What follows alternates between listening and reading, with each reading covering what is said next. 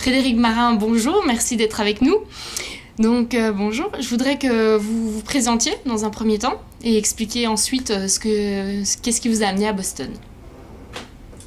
Je suis pharmacien. J'ai passé quelques années à faire de l'immunologie moléculaire, donc de la recherche fondamentale, à Bâle et ensuite en France. Et puis j'étais très attiré par un cursus international, donc je suis rentré dans un petit labo à l'époque qui s'appelait Chugai Rhône-Poulenc, qui était une joint venture entre un labo japonais et un labo français, donc Rhône-Poulenc-Croix avant que ça devienne Aventis, puis Sanofi Aventis. Et chez Chugai, j'ai eu l'occasion de faire du développement clinique dans le domaine du sida pendant quelques années. Et ensuite, je suis passé dans d'autres groupes, souvent anglo-saxons, et petit à petit, j'ai évolué vers le marketing. Le marketing est plus généralement ce que les anglo-saxons appellent le business, donc tout ce qui touche à la relation avec le client, qu'il soit prescripteur, médecin, qu'il soit patient, utilisateur ou qu'il soit payeur. Donc en général, le payeur en Europe étant l'État, quelle que soit la forme que ça prend. Dans les années 2000, à peu près au milieu des années 2000, j'ai voulu combiner ma casquette de chercheur, en tout cas mes premiers pas dans la recherche en immunologie. J'avais vraiment gardé un coup très fort pour la réflexion du chercheur. Donc combiner cette casquette avec la casquette de l'homme de marketing, donc de celui qui s'intéresse aux clients, et avec l'idée d'accompagner un porteur de projet pour financer son projet. Alors, avec l'idée que le financeur est un client, c'est le premier client de votre projet. Donc vous lui expliquez, vous arrivez à trouver la bonne interface entre le projet, la personnalité du porteur de projet et le financeur. Donc j'ai participé à un premier projet de financement, de création et de financement en Belgique en 2004 et 2005 dans le medical device, donc dans le matériel médical. À l'époque, c'était une pompe implantable dans le domaine du diabète. En 2006, je suis rentré dans une boîte, retour en France, qui travaillait dans le principe actif pharmaceutique. Quand vous prenez un comprimé, quel que soit le comprimé, vous avez une grosse quantité en général de la poudre qu'on appelle l'excipient, qui sert à donner la couleur, à donner la forme, à donner le côté effervescent éventuellement. Puis vous avez une toute petite proportion de ce comprimé qui est ce qu'on appelle le principe actif pharmaceutique, qui est donc le produit qui va avoir une activité sur votre organisme, qui va modifier typiquement l'aspirine. Quand vous prenez un comprimé d'aspirine, c'est l'acide acétylsalicylique qui va avoir une activité sur la migraine, sur la fièvre, sur l'inflammation au sens large. Donc je suis rentré en 2006 dans une entreprise qui fabrique des principes actifs pharmaceutiques pour le marché américain. Donc entre 2006 et aujourd'hui, j'ai passé beaucoup de temps avec les États-Unis à travailler sur des principes actifs d'origine fabriqués à partir de chimie organique, la chimie du pétrole, souvent dans des domaines dits de niche, donc des petits volumes, puisque c'est une entreprise qui fabrique des quantités entre 50 grammes et 500 kg, ce qui est dans cette industrie tout petit. Ce sont en général des produits qui sont réservés à des usages hospitaliers, à des maladies orphelines, donc des maladies dites rares. Et en rencontrant, alors, étant dans ce type de petits volumes, on rencontrait assez souvent non pas des porteurs de projets, mais en tout cas des entreprises jeunes ayant un projet et donc ayant besoin de fabriquer une molécule. Et l'entreprise à laquelle j'appartenais, qui s'appelle Ceratec,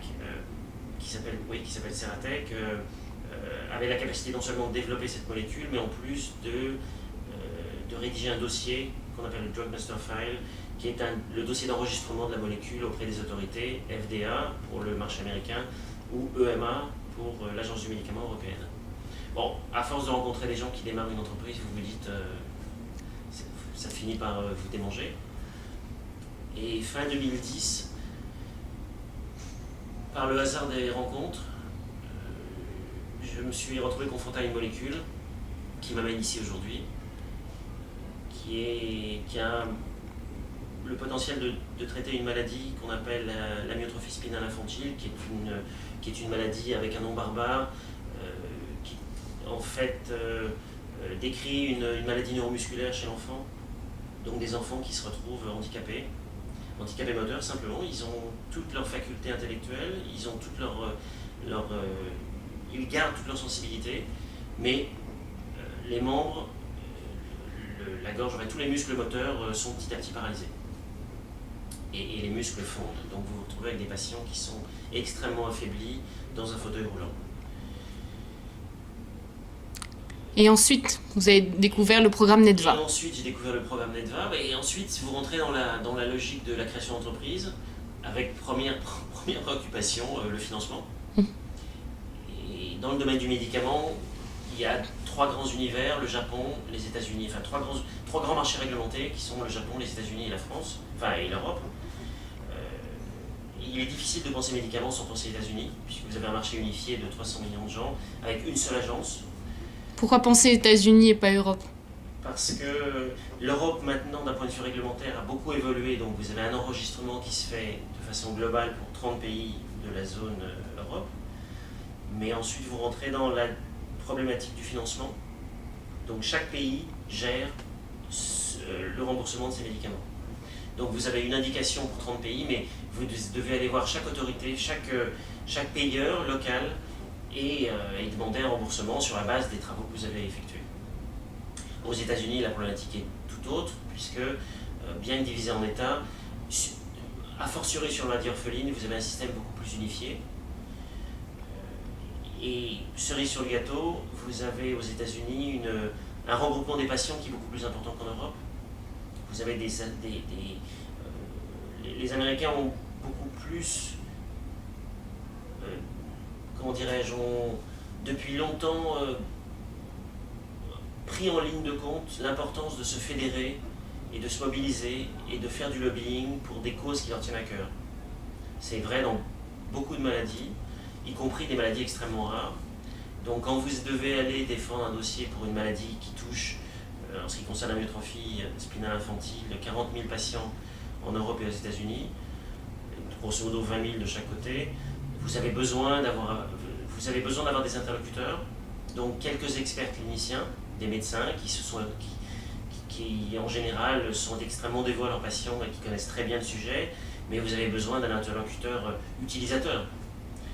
Parce qu'il est difficile d'imaginer développer un médicament pour une toute petite population comme vous développez un médicament pour la population générale.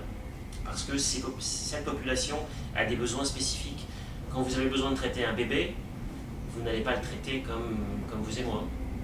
Il y a des choses qu'il ne supportera pas. Les comprimés, les formes orales en général sont difficiles à prendre. Donc il faut réfléchir non pas simplement maladie, mais maladie et utilisateur de la maladie. Non seulement vous avez affaire à un bébé, mais c'est pas le bébé qui prend son traitement. C'est sa mère, son père, souvent la mère. Donc il faut vraiment prendre en ligne de compte l'ensemble de l'écosystème des caregivers, des gens qui prennent soin du malade. Donc c'est ce qui vous a amené ici à vous intéresser plus particulièrement au programme NEDVA. Absolument. Donc conçu par l'ambassade de France aux États-Unis. Je suis tombé sur le site de l'ambassade de France, ensuite du consulat à Boston. Je suis tombé sur le programme NEDVA. Tout à fait par hasard? Tout à fait par hasard. Ensuite, je me suis rendu compte que l'incubateur dans lequel j'étais, Génopole, dans lequel je suis en train d'être installé, était au courant, mais l'information est parfois difficile à obtenir. Et je me suis rendu compte de l'intérêt de NEDVA. Ce n'est pas un programme de financement, mais c'est beaucoup mieux que ça. C'est un programme de mise en contact. Et c'est très difficile, paradoxalement, en étant en France ou même en étant en Europe, d'avoir des contacts aux États-Unis. Même en rentrant dans les associations de patients, d'abord vous êtes loin, il y a le décalage horaire, il y a les différences de mentalité. Pourtant je travaille avec des Américains, donc je ne suis pas sûr, je ne pense pas que j'étais le plus éloigné de la façon de penser des Américains, mais il n'en reste pas moins, quand vous échangez des emails, vous n'avez jamais vu la personne que vous avez en face, éventuellement vous l'avez entendu au téléphone une fois, c'est pas ça qui crée un lien. Surtout quand vous avez besoin de parler de choses, de développement de médicaments, de préoccupations très tangibles, de quoi avez-vous besoin, comment est-ce qu'on peut trouver l'interface entre le laboratoire dont nous nous occupons et le développement d'un médicament, et puis les patients, les familles, comment on va faire cette jonction. Et puis bien sûr la partie financement. Quand vous arrivez aux États-Unis, quand même, une chose que vous avez en tête, c'est que c'est un grand pays pour l'innovation. Il suffit de regarder les laboratoires pharmaceutiques. Le nombre de laboratoires pharmaceutiques issus du marché américain, alors effectivement, la répartie en général, c'est oui, bien sûr, c'est un marché qui rembourse bien, donc il y a beaucoup de laboratoires pharmaceutiques, mais je crois que ça va plus loin que ça. C'est pas propre à la santé, c'est vrai dans l'informatique, c'est vrai dans l'IT, c'est vrai dans beaucoup de domaines. Les Américains ont une capacité à mettre en œuvre les innovations, à les amener depuis le laboratoire jusqu'à l'utilisateur, alors que parfois, peut-être en France, on a plus une démarche de techniciens, d'experts, d'ingénieurs. On pense innovation, on conçoit l'innovation, mais ça reste un très beau travail académique qui peut être totalement déconnecté de la réalité comment l'utilisateur va la prendre en main, cette innovation. Et ici, c'est flagrant en une semaine. Le programme a été extraordinaire parce qu'on est vraiment